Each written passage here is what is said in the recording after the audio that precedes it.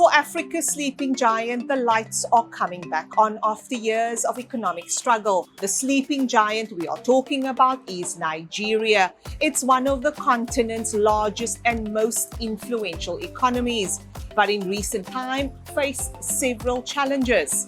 But the mood is shifting. Conversation with Frank Oputeh from RMB in Nigeria. Frank, now Nigeria moved from a recession in 2020 to nearly 4% growth in 2025, which is it's a big one for the West African giant. Now, the IMF is expecting that growth to strengthen.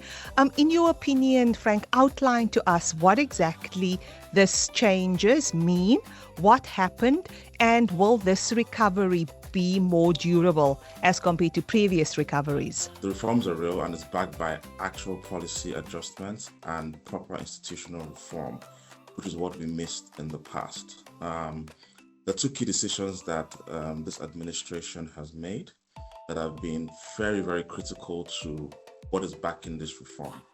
One is the removal of the fuel subsidy. And that sounds like an obvious thing, but it really isn't. It's one of the hardest political moves that the administration could have made. And also exchange rate liberalization. Nigeria's import dependent, so you liberalize the exchange rates, and exchange rates are moving at whatever is the real thing. People are going to feel the bite immediately because we do not produce, we import. Everybody got used to the government buying extra fuel for you in your car with fuel subsidies.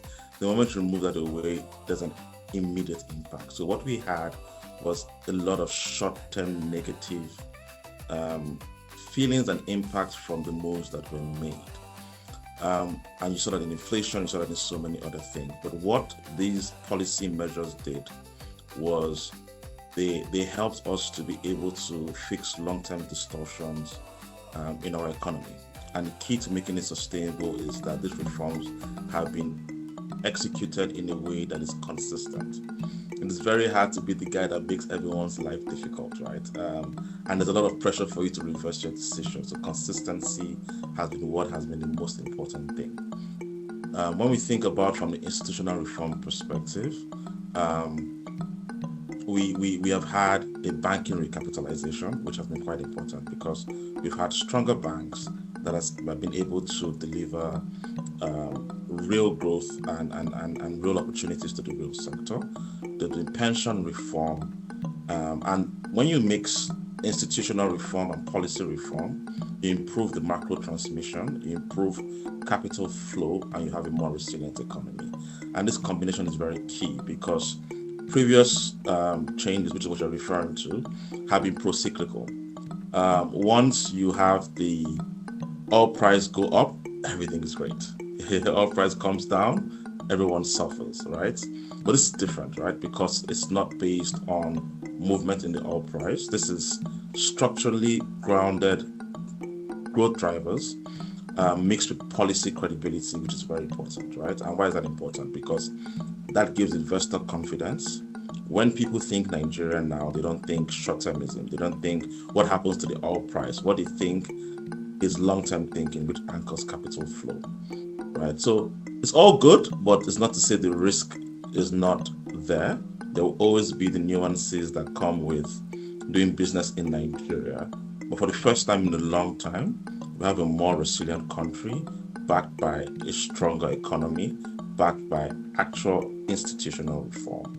And I think that's what makes this change different. Now, with this improved investment climate, Frank, and this resilience that you have, we see growth in the financial services sector, telecommunications, trade and transport. Talk to us about these sectors and why it's so important and why it matters for Nigeria. The services sector has always been strong in Nigeria and accounts for about 56% of GDP.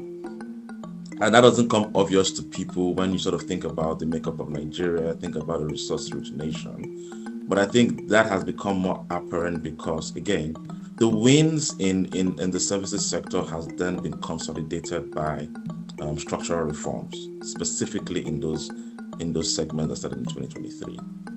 I spoke about the banking sector recapitalization in the previous question. I want you to sort of think about that, right? What has happened is we have stronger banking institutions that have resilient balance sheets and have capital to deploy. If you think about the role that financial institutions play in the economy, the capital allocators, and what that means is there's more capital to be able to go to the real sector that drives growth. Real sector, including manufacturing, infrastructure, and energy, right? And we've seen a lot of capital flow go towards those sectors, and that is important for growth. But what is important about the banking reform is not just that banks have a lot more money to spend. It is that the banking reform also thought about how do we improve risk management. The focus has gone from just deploying capital to better risk management to pushing for sustainable profit. Again, not cyclical profit, not profit when things are good, but more sustainable profit, and there's a higher focus on quality assets. What that means is you don't have a scenario where banks have a lot of money, they feel they need to deploy, and they just throw the money into the economy to anyone that's willing to take it, right? So it's methodical how all these reforms are happening. So it's not just about resilient balance sheet, but it's also about everything that surrounds it. Same thing has happened in the insurance sector in terms of how we've been able to consolidate the insurance sector. But I think the one that I think I'm the most passionate about is the pension reform, right? Because that has been amazing. It's been implemented in quite an amazing way with comparable benefits. In Nigeria, what we had in the pension industry was you had this massive capital allocators that could only invest in risk-free securities because obviously you think about it that they're holding the future of Nigerians, right? It's the pension industry. But this reform has allowed them to be able to do more. When I say it's measurable, it's measurable. For example, you've said they have said that the pension funds can now invest up to 20% of their allocation to infrastructure projects. If you quantify that, that is $3 billion that is available to invest in Nigerian infrastructure. That is amazing, right? And what you've then seen is you've seen the private sector respond. You've seen infrastructure funds. You've seen people looking for a way to get the right bankable projects and sell those projects to the pension funds so that they can flow capital to those projects. You invest in infra, you create jobs, you create ease of life. Think about private equity. Now they have up to 10% allocation to private equity. That is $1.5 billion that can go into private companies. You have up to $1.5 billion that is available to go to public equities. We've had issues in Nigeria because public equities were not invested in. Now you have local domestic capital that can invest in companies. And what we've seen is there are more companies coming to the equity markets. There are more companies coming for IPOs. And when you think about the impact of that is wealth distribution. The average Nigerian can own these companies, they can invest, they can become richer. So these reforms are not just building the right institutions, but they trickle down to everybody else. They trickle down to the economy and they create wealth. You mentioned the telecom industry. Telecom industry in Nigeria has also been one that hasn't attracted the right amount of investment because regulations have stipulated that tariffs must be at a particular level. While that is good for Nigerians, it's not great for investors, right? So now they've put that away. They've allowed telecoms companies to increase tariffs by up to 50%, which is driving investments into the sector. We have a young population. We have a population that uses telecom services, and it's essential to everything that we do. And the telecoms companies, in their own regard, have taken steps to reduce costs. You will see that they're moving away from US dollar costs.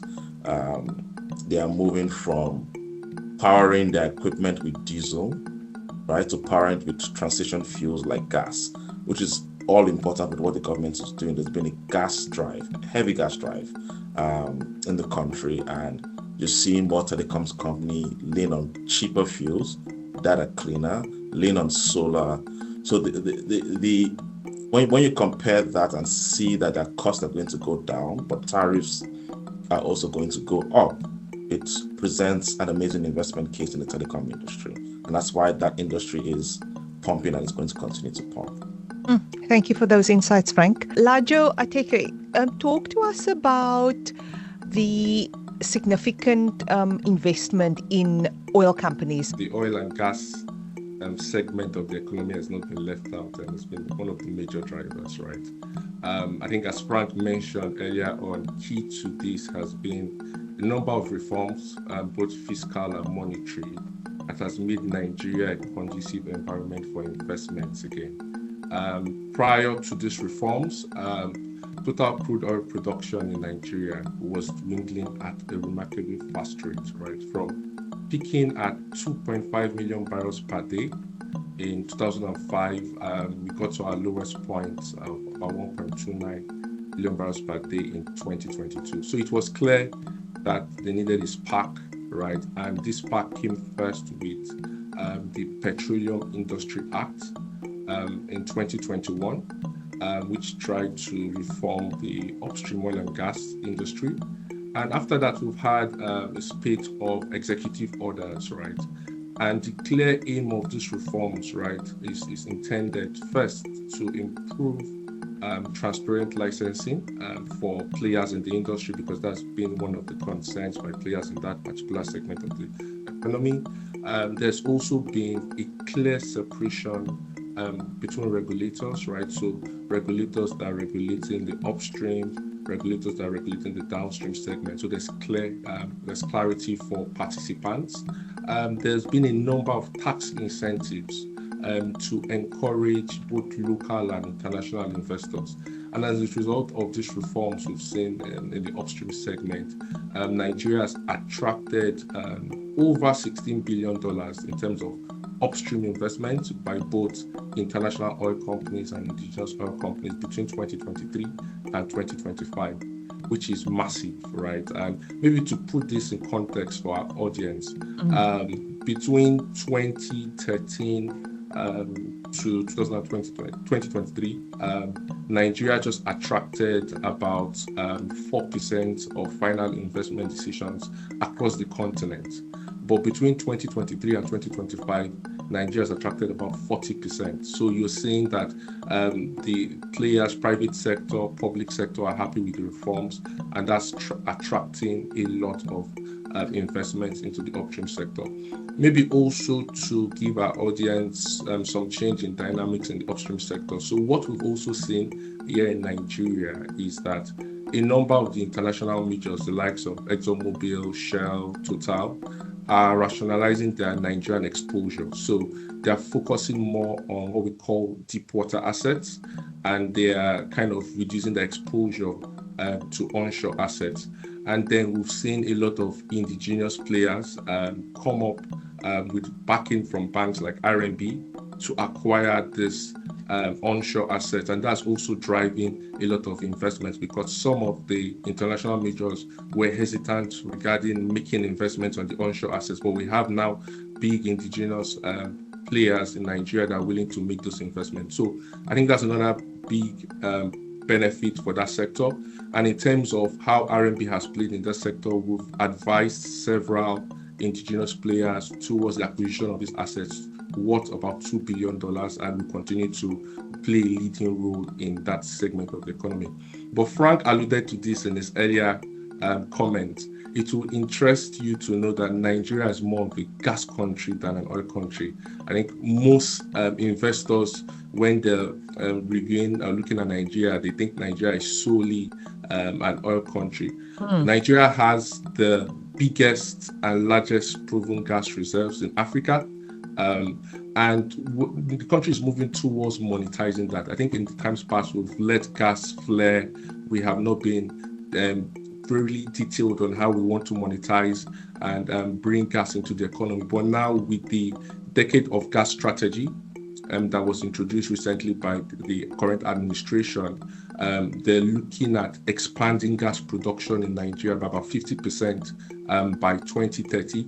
And there's several opportunities. One, Nigeria has a fundamental power problem. In terms of megawatts we generate is about 13,000, and we need over 50,000 megawatts to move the economy, right? And gas is seen as that transition fuel that can be used to move that forward. Also, secondly, Nigeria is becoming a hub for energy across West Africa.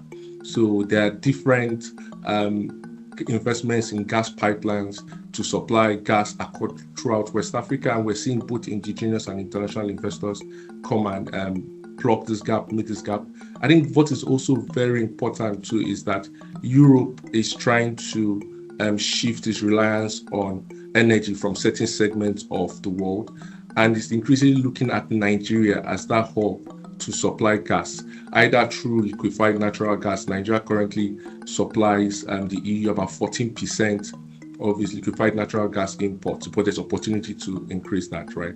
So there's been several opportunities and investments in the oil and gas sector, and RMB is playing a leading role. Recently, we advised a consortium of companies in the acquisition of one of Nigeria's largest integrated gas supplier, Axela, where we provided financing of about $285 million to Blueco Infraco for the acquisition, and the transaction is going to have positive impacts for the economy as well as West Africa.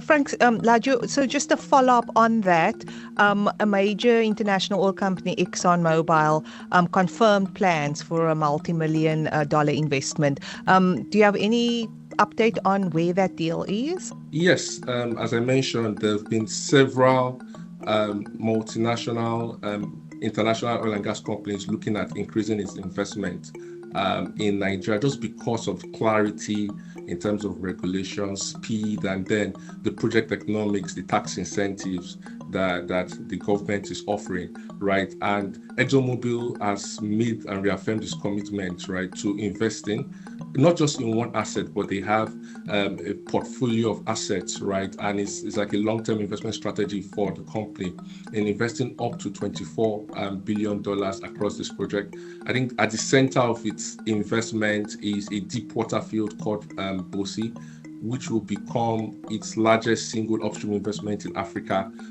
in recent years. It's also interesting to note that ExxonMobil is adopting a portfolio approach that is looking at both brownfield optimization as well as near-term production and large-scale greenfield development. What it signals generally in Nigeria is that there is a full return of big-ticket upstream capital. For a while, as I mentioned, between 2013 to about 2023, most of these international majors were underinvesting in the assets, right? So you had so many assets in Nigeria that were not reaching their potential, right, because of regulatory challenges, in terms of also macroeconomic challenges. But with the reforms you're seeing a number of these companies return. I think it also validates the reform trajectory where Nigeria is heading towards, right? And it also reinforces the shift from most of these international majors into offshore development. RMB as a bank would continue to advise both the international majors as well as the indigenous players towards making the right investment decisions, helping them structure the right the investment to ensure that it meets long-term returns for them, right, while partnering with the regulators to ensure that overall this drives Nigeria's growth trajectory. Laju, so just lastly, we see that external reserves have grown substantially over the past decade, and this has contributed to foreign currency stability, because we know Nigeria struggled with that. Talk to us, what has this actually mean for foreign currency stability? No, I think this is one of the biggest reforms that the government has made.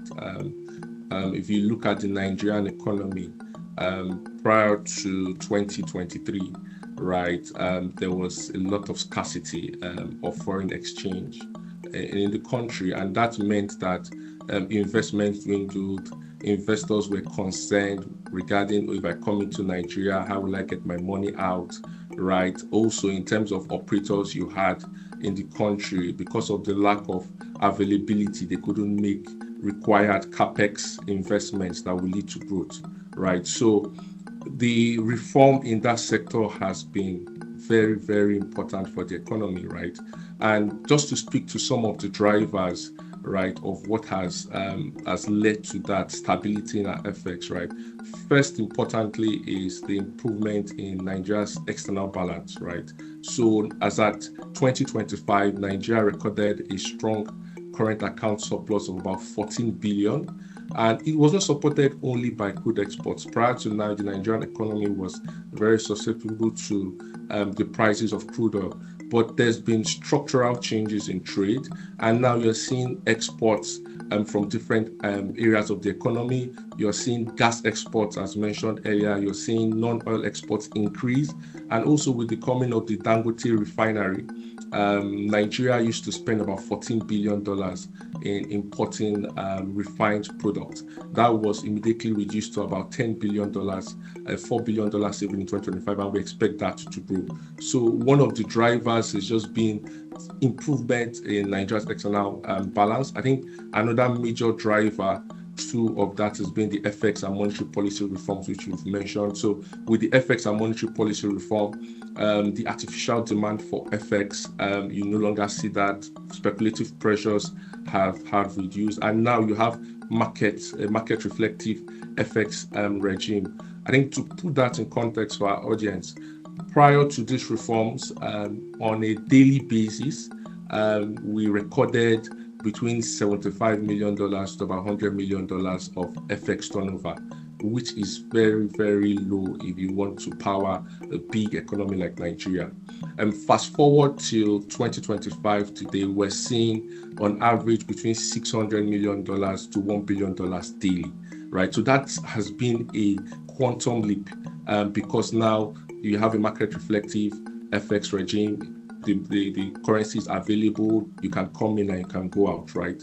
I think another major driver of our FX stability too has been composition of capital flows. So yes, inflation was high in Nigeria. The monetary authority had to leave rates high to tackle inflation, but that also had a positive impact in bringing short-term hot money into the economy, and we saw significant growth in FPIs. But one metric that's very important to analysts in Nigeria as well as the government is also how is the FDI metric tracking.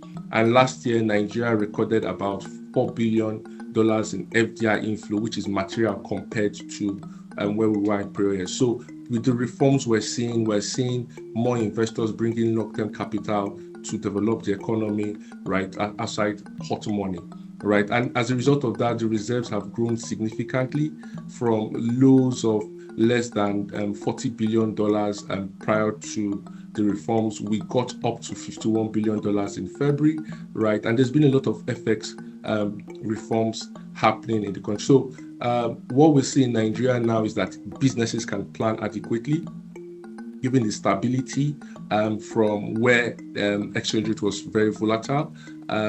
If you're looking at when the currency was at its lowest officially in November 2024 to where we are now, there's been about a 20% appreciation in the exchange rate between November 2024 to date.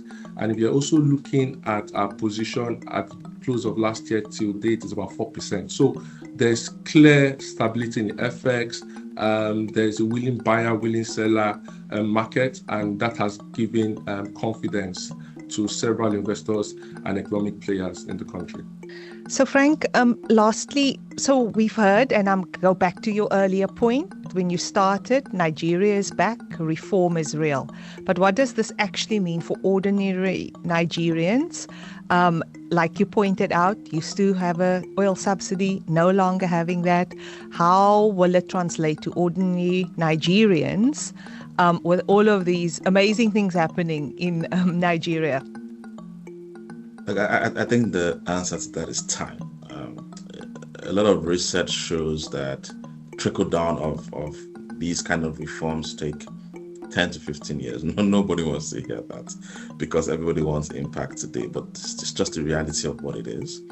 I don't have a crystal ball to tell you when people would start to enjoy the benefits of that. But if you walk through a lot of the things that Laju and I have spoken about, it's clear that the policy direction is going in the right way. But a lot can happen, right?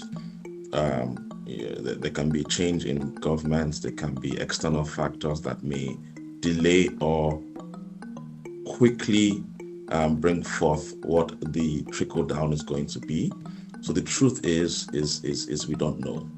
However, what has happened is that we've reconsolidated the economic base in a way that promotes growth and investment. When you have a good base that promotes growth and investment leads to jobs, leads to opportunities, and leads to more investment, right? Which impacts everybody. Laju, when he spoke, talked about the Dangote refinery. A lot of these reforms are leading to an industrial revolution. It's not just about the FX and everything else. It is the truth or the fact that there is industrial revolution, right? We are no longer importing finished goods as much as we used to. Use more raw materials because there are industries that can convert that raw material to finished goods, which means more labor needed, employment, better FX management, right? So we're getting there. But a lot of people in Nigeria will argue that if the administration is going to make all of these changes, you need some palliatives, and a different school of thought around that. I think what has been good is that there have been palliatives, but the palliatives have been structural. When people are used to palliatives in a way that is more direct and may not be sustainable, they don't like the taste of structural palliatives. But some things have happened. The tax rates have been reduced for businesses at the lower end. There's a lot of relief from a tax and VAT perspective from businesses that are starting to grow, smaller businesses, smaller individuals. Mom and pop stores are getting reliefs and benefits.